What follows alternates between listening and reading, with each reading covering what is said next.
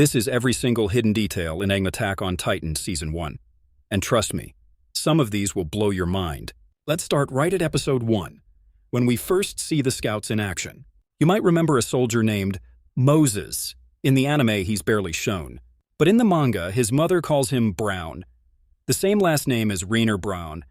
Could they be distant relatives? Maybe.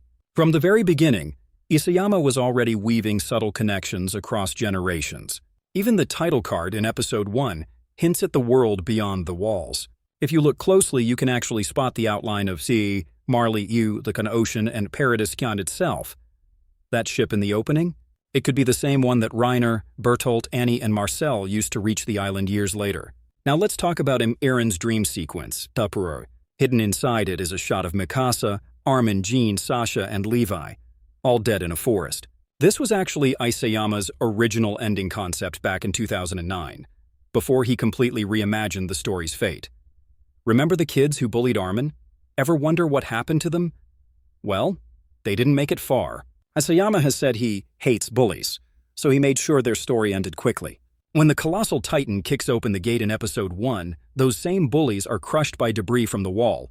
Poetic justice, AOT style. And of course, who could forget Eren's mother? Carla Yeager, see me. When she begs Eren and Mikasa to run, she claims her legs are crushed. But watch closely.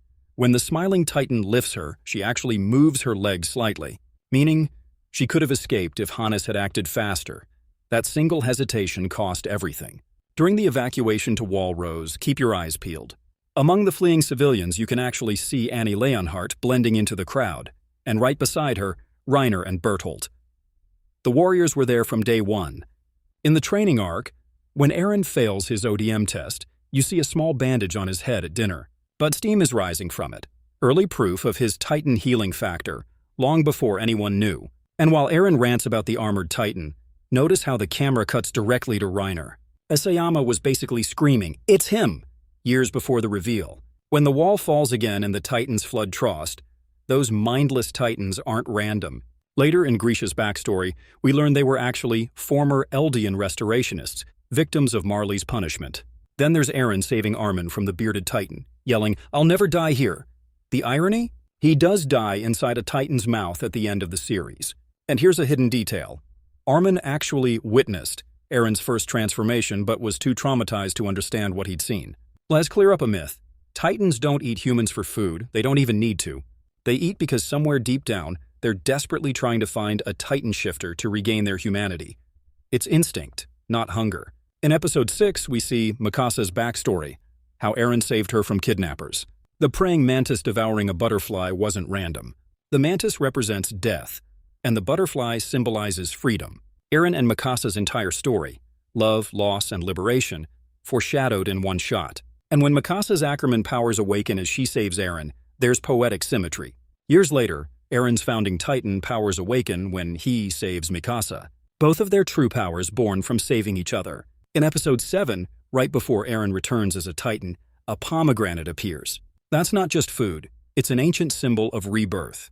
It marks the moment Mikasa accepts Eren's death and vows to live for his memory, until fate brings him back. Episode 10 gives us a key warrior clue. When Eren transforms to protect Armin and Mikasa from the cannon, Reiner and Bertolt are the first to rush in, analyzing his Titan form, again hinting they're not just random cadets. Pixis's introduction seems lighthearted, but one garrison member warns him, "One day you'll die from drinking." He doesn't, but it's because of his drinking habits that he's later caught and turned into a Titan. Isayama's foreshadowing was ruthless. Now here's a blink-and-miss-it detail. During Eren's rampage in Trost, when he nearly punches Mikasa, look closely at a window in the background. Two faint silhouettes stand outside. Fans believe it's Eren and Zeke watching from the paths. Jump to the female Titan arc. Before the mission, Jean kisses his right hand, the same one that carried Marco's ashes. It's his way of reminding himself why he fights. Tiny gestures like that show how deep Isayama's symbolism runs. When Armin suspects the female Titan is searching for Eren, the soldiers hide their faces. But Reiner lowers his hood so Annie recognizes him, letting himself escape. That's not hesitation, that's communication between undercover warriors. Throughout the show, a certain flower keeps reappearing, the campanula, symbolizing gratitude and eternal love. It's the perfect metaphor for Mikasa's bond with Eren. Here's something wild. Aaron's Titan has a third eyelid, a trait found in birds. Another layer of the freedom symbolism that follows him to the very end. Attack on Titan's openings hide more than just music. An opening 2, a single lens of Hang's goggles cracks, directly foreshadowing her eye injury years later in Season 3. Even the endings are clues. In the second ending of Season 1, all the scouts stand on one side of the wall, and on the other, Annie, Reiner, Bertholdt, and Ymir, the warriors and Paradis, separated by fate, divided by ideology. You'll also notice Mikasa next to a praying mantis again in that ending. The same motif as in her backstory, connecting her journey from trauma to destiny. Now, during Aaron's brutal final fight with Annie, the camera cuts to a church before it's crushed. Look at how the worshippers are kneeling. Their formation mirrors the lineup of colossal titans within the walls. When Aaron screams, "I'll destroy the entire world," it's not just anger, it's literal prophecy. That one line foreshadows the rumbling itself, years before it happens. And here's a hidden cameo almost no one catches. The adult Aaron appears in several Season 1 scenes, standing in backgrounds, watching events unfold. Isayama had planned his paths twist from the very beginning. Even the music was prophetic.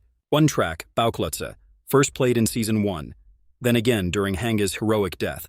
The lyrics talk about fire, burning, and the wind carrying their wings, lines that eerily match Hanga's final moments. From foreshadowing deaths to prophetic music and recurring symbols, Season 1 wasn't just a beginning. It was a blueprint for the entire story. Every frame, every line, every note. Isayama hid the future in plain sight.